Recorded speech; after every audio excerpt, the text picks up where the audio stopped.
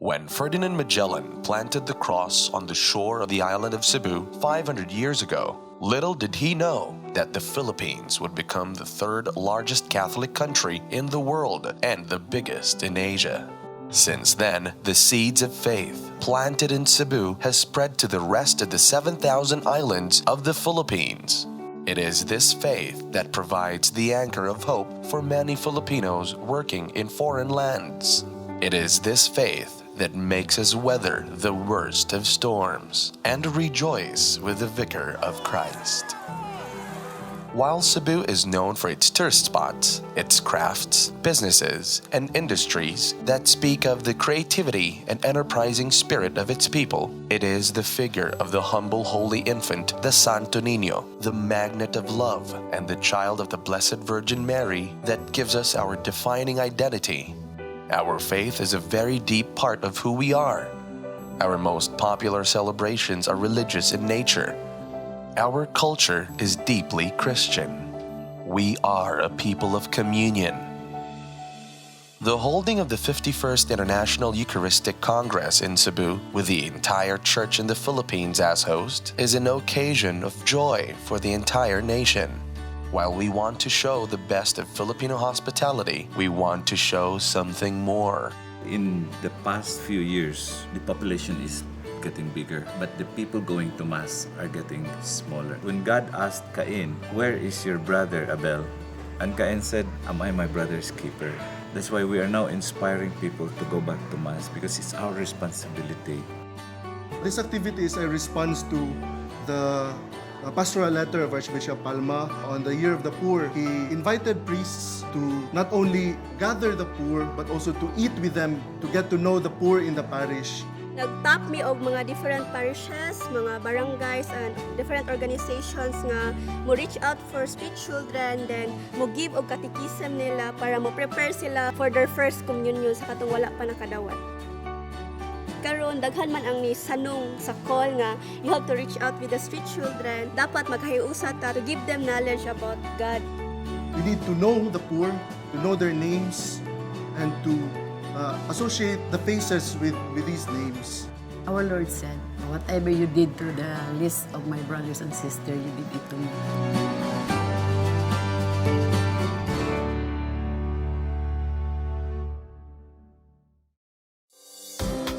We are doing the Balik Simba in order to help the parishes increase their number of participants in Mass. We're counting all the Mass goers every Sunday for 3 Sundays. After the counting, we ask them to make a focus group discussion. And then they ask themselves, how are we going to increase the number of Mass growers? And then we give them suggestions. One of that is to have a welcoming committee. Every time somebody comes into the church, there's a welcome committee. One of it is to make good music.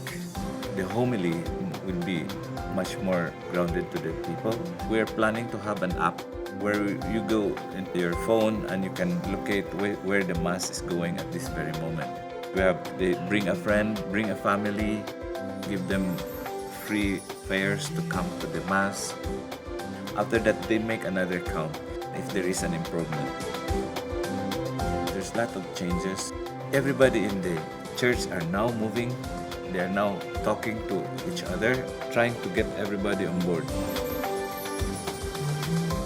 The goal of my subcommittee is to provide data of the poor in the Archdiocese of Cebu. The first step to do for the poor is to know who they are, where and what are the poverties they are suffering. That's why we have a parish poor profile, so that we know where they are. We can easily give them programs that can help them. We can give work of mercy like feeding, and also we can teach them how to work for development and also work for justice. Everybody gets invited to come.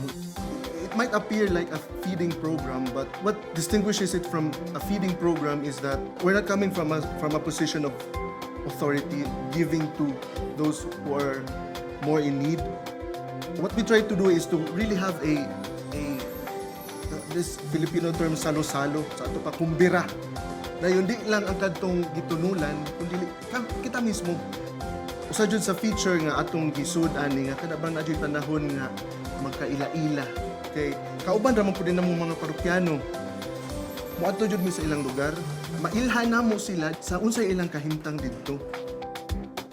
Amo yung goal is to have at least 500 kanang street children communicants nga mo join sa IEC. Akong ginabuhat is I have to share my experience sa mga bagong volunteers ug unsaon paghandle ang mga street children. Ako, sama mo ko, I am a street children dito sa una, then I have more empathy than the other volunteers. So how can we get volunteers nga na empathy? I usually wake up at 4:30 in the morning, have a little prayer, and then after that, kuyog mi sa kauban nato sa barangay. We gather the street children in Barangay Subang Dako. We try to bath them and then clean them up, feed them, teach them some good values, good citizenship. We try to pilot this in our barangay because we have a lot of children in conflict with law. We can entice them to permanently come every Sunday such that the inputs for the good values, the teachings, and also the chance that they can also experience a little comfort, makausab sa ilahang perception sa community.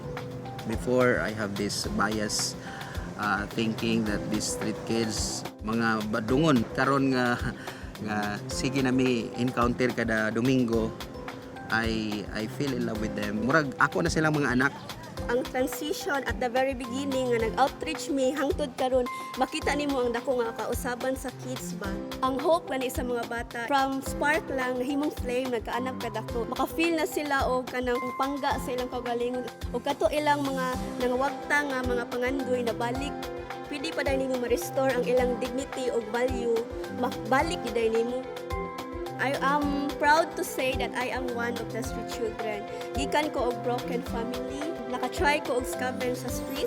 Wala na jud ko'y murag pag-asa nga maka-eskwela. Through dila nahimo kong working student, gi-require me to pay it forward sa unsa man ang na-learn nila. So mao na nga gihatagan mi og role to reach out with the street children. Ang fruit sa imong mga sacrifices mahikapan nimo imo yung makita during encounter with them. Tangible kay ang mga fruits na nag-joy sa imong sacrifices. Naka-encounter ko with God, then I was able to heal myself. Katong ako mga experience nga bati sa una, na heal tungod sa aning mga bata.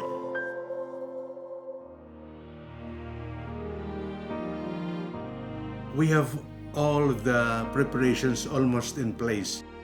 We can see the many goals being realized.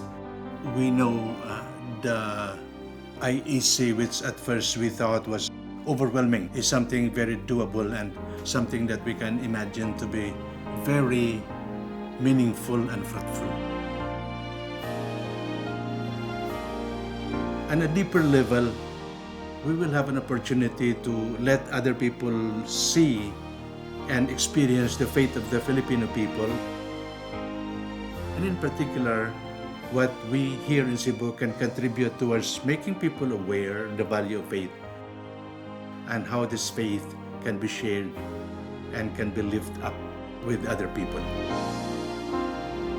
Nearly 500 years ago, the Philippines was given the gift of the Christian faith. As we celebrate the 51st International Eucharistic Congress in Cebu, we are reminded that this mission of sharing this gift calls for dialogue and communion. Let us journey towards Christian maturity as we proclaim Christ in us, our hope of glory.